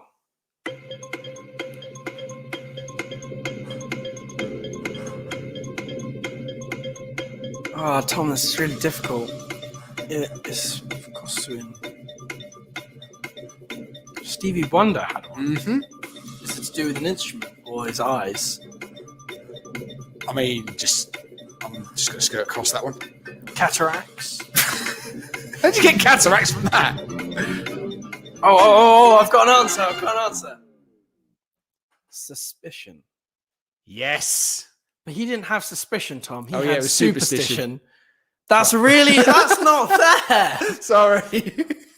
Not suspicion. Hey, you got it right, though. You got it right. Yeah. Even with terrible clue, you still got it right. Sorry. Oh, my dad got it too. There you go. See, it wasn't that hard. See, everyone got it. Well, all right, even your dad got it. And well, not even my dad. Thank you. He's very intelligent. That's what I'm saying. But it was, even with that terrible clue, you still got it. So that's what I would say. Right now, suspicion everywhere. There is There is suspicion. Right now, I tell you what. We were just talking in the last part of the show. I'm going to get that down now. We're talking about the last show about sort of clubs and bars and everything like that opening. So we are going to finish on a song, and it's one of my favorite songs, but not by a band that you've probably heard of. Now, My Generation, classic for The Who, okay? But there is a super group called the Jaded Hearts Club, and this was recorded. Oh, this is going to be some 90s generation stuff. No. This is like Muse. This is Blur. This is loads of people.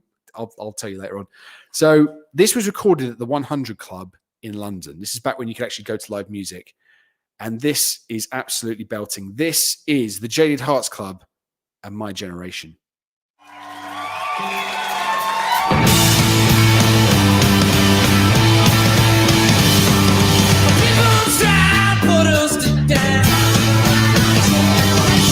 Just because we could get around. This tune's awful cold. Oh, I die before I get old. It's my generation, baby.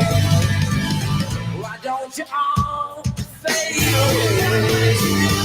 Yeah, don't you dig what we all not cause a big sensation. I'm talking about my generation. It's my generation. It's my generation, baby.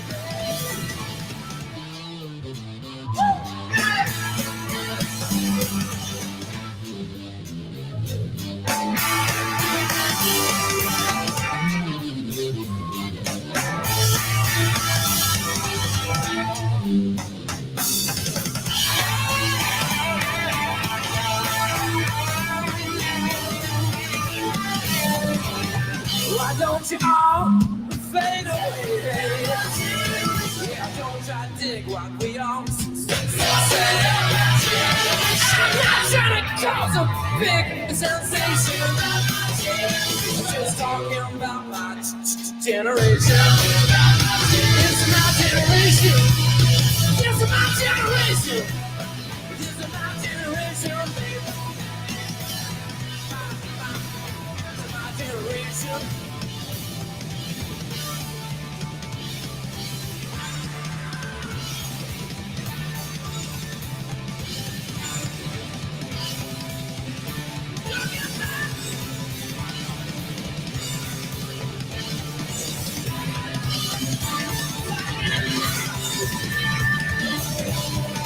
Talking about my generation, about my generation, about my generation, about my generation, about my generation.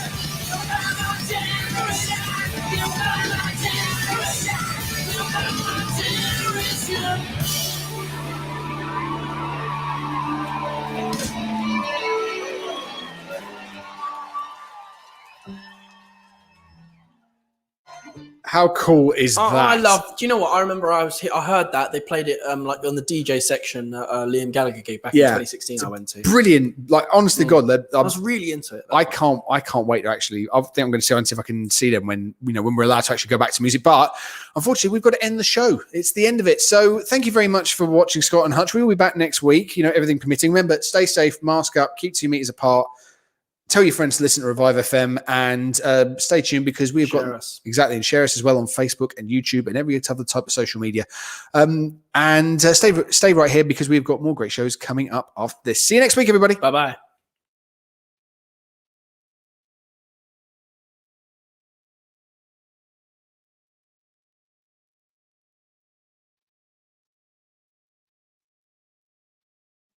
Do you always open your windows to let in fresh air? Anyone can catch COVID-19. Anyone can pass it on. If we all stick to the rules, we can help stop the spread. Stay home.